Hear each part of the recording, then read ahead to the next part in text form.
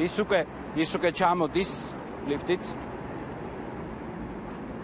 საუბრობთ ის გამოივლის ტელეფონში მიესალმება თითოეულ თანამშრომელს კიდევ ერთხელ გადაუხდის მადლობას ერთობლივი სამსახურისთვის და ამის შემდეგ უკვე დატოვებს თავდაცვის სამინისტროს შენობას.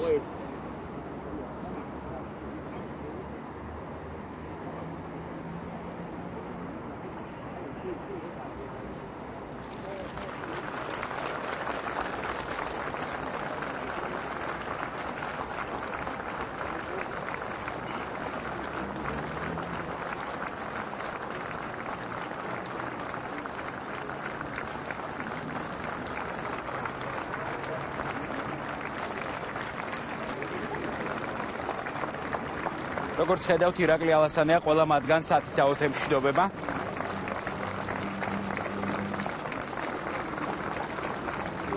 აქ იმყოფება როგორც სამოქალაქო პერსონალი, ასევე გენერალური შტაბის წარმომადგენლები და სამხედროები.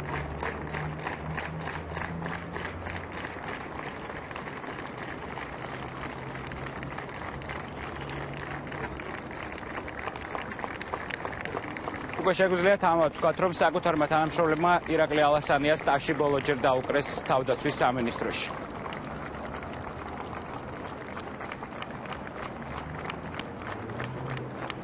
ეხლა როგორც ჩვენ მოგვაწოდეს ინფორმაცია, ირაკლი ალასანია გადადის გენერალურ შტაბში.